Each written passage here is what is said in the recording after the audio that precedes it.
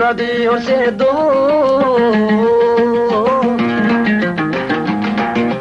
dadka waan dhibsanaya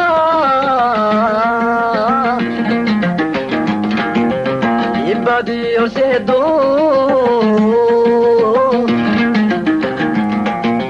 dadka waan dhibsanaya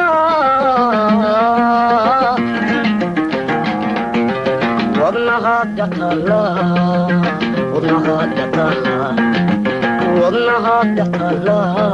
saraf kale dhammaan waxay joogaan dalka waxay la socdaan xaaladda dalka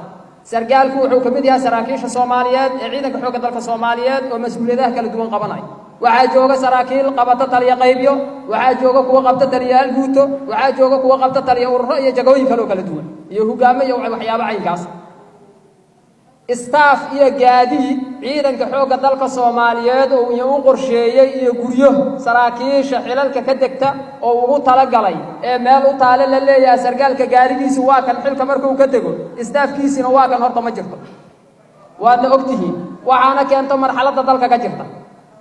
saraakiishaas ciidanka xoogga dalka Soomaaliyeed oo sargaalku ka mid yahay wuxuuna xaq u leeyahay markuu ka soo tagay ururka uu madaxda ka ahay unitka loo bedelay qof iyo labo staff inuu ka wato cid u diidana ma jirto iyo meel loogu diido saraakiisha meesha kala tirsanoo la mid yahay waxa rabaa marka tan abnigiisana waa taas gaadiidka laga reebay gaadiidka ciidanka xoogga dalka Soomaaliyeed iyo sida uu ugu soo galo iyo inta uu la egyahay aad ula socotaa taas ayaa waxay keenaysaa sargaal kasta ee xilka laga bedelo imise taliya ururaan bedelay imise taliya guutaan la bedelay imise taliya qaybaan la bedelay dhammaan sargaal kasta oo la bedelo hadduu hal gaari la tago ciidanka xoogga dalka Soomaaliyeed maxaa u haray xildhibaankayga qaaliga suurtagal ma taasna waxay keentay gaadiidka mas'uuliyadda qofka marka laga wareejiyo qalabka dawlad ciidanka xoogga dalka Soomaaliyeed ee ay wadato hub gaadiid iyo agabka kale loo diibay dhammaan inuu ku wareejiyo sargaalka meesha yimid marka gaariga aad tabayso xildhibaankayga qaaliga ah waxa wata ninkii basashinkii oo asugu ka soo tagay lagu wareejiyo ku shaqeynay ayaduna taas waa abnigana wuxuu la wadaagayaa saraakiishiisa mana looga darno mana looga roon xildhibaankayga qaaliga waxaan marka la ka codsanaa maadaama aan anagu aan maanta taliye ciidanka xoogga dalka Soomaaliyeed hay'adii sharci dejintan aad tihiin mas'uuliyadda aad noo dhiibateen inaad nagu aamintaan uguna kontarooshaan ugula xisaabtantaan waxaan rabaa waliba tusaale cad inaan idin siiyo awoodooda sida ay u hooseyso muddo hadda gudoomiyahayga qaaliga haddaad iyo ogolaato ay ka soo wareegtay 2 bilood 16 askari ayaa waxay ka soo lugeeyeen magaalada Kismaayo waxaa laga yaabaa xildhibaano badan oo xildhibaanada ka mid ah xaaladaas inay la socdaan og yihiin inta u dhaxaysa Baraawe iyo Kismaayo waxay ku soo galeen dagaal badan waxa uga soo dhimatay 5 askari ninna waa uga soo dhaawacmay intoodii kalena lugta ay ku socdeen waxay ku yimideen magaalada Baraawe marka awoodda cadawga meeshaas ka dareemi kartaa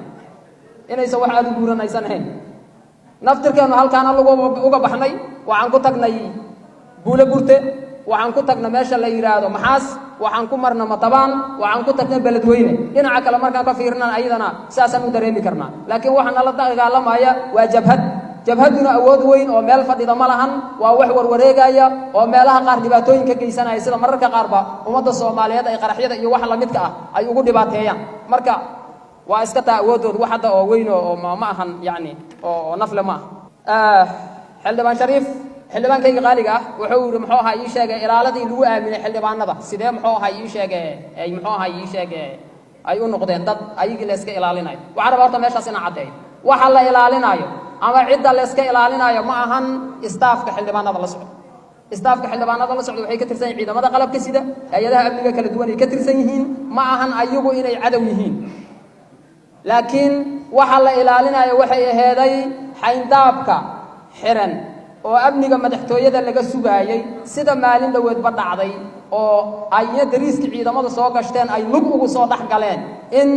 muxuu ahaa ii sheegay la ilaaliyo ciidamo socda oo lugeynaayo oo xayndaabkaas ku jira in la hubiyo sababtaas ayaa istaafyada loo dejiyay laakiin macnaheedu ma ahayn in ayaga la iska ilaalinayo ama ayaga muxuu ahaa ii sheegay ay tahay waxa la ilaalinayo in ay yihiin taas ma ahan runtii marka aydan waxaan isleeyahay dhinacaas ay jirtaa waxa ay soo haray mas'uuliyadda runtii xildhibaanada golaha shacabka iyo guud ahaan mas'uuliyiinta qaranka waxaa naga saaran mas'uuliyad abniya naga saaran oo isla mid ah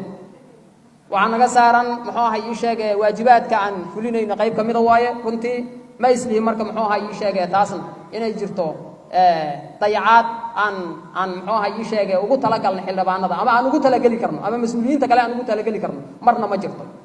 waxaa rabaa laakiin inaan caddeeyo arrinta ah muxuu ahay ii sheegay istaafyadaas mar kale inaan ku celiyo istaafyada maadaama dhacdadii SYL ay dhacday oo ay halkaa ka dhacday ujeedada loo joojiyay oo hakadka loo geliyay waqtiga kooban baaristii oo socota iyo si loo keeno qorshayaal maadaama dhacdadaan dhowr mar ay nagu soo laalaabatay wuxuu wax looga bedeli karo arrintan halka meel dhowrka mar ku soo laabatay taas ayaa waxay keentay in muxuu ahay sheegay hakadkaan yimaado isu socodka marka xildhibaanada gudbaaya oo iyaga ka soo gala sideeda checkpoint ka soo gala checkpoint-ka kale u gudbaaya ama magaalada kale u sii gudbaaya taas mar kale aan ku celinaa amaran ka bixinay xildhibaanku markuu ka soo galay tiyaatarka ama markuu ka soo galay 50 May ee uu rabo inuu ka gudbo sayidka ama uu rabo magaalada inuu sii aado staff laga reebayo ma jiro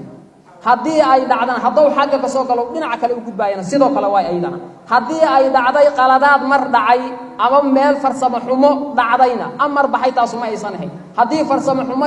dhacdo ay jirtana waa saxayna xildhibaanada qaaliga taas dib aan u saxayna laakiin xildhibaanku inuu madaxtooyo soo galaayo oo gudaha meeshan gudaha staafka lagu dajinaayo taas waaye mid la diidanaa ama muxuu ahay ii sheegay hawshii xoga meesha ka socotay arqalada naga gelinaysa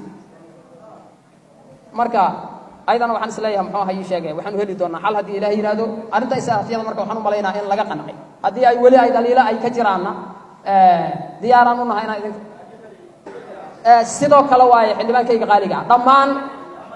dhammaan checkpointiyada laga soo gelayo haddii xildhibaanku uusan soo gelayn madaxtooyo gudaheeda ama uusan muxuu ahay ii sheegay uusan markaas asan u soo socodsi staafka ku dajinayn iridka hore ee SYL uusan ku dajinayn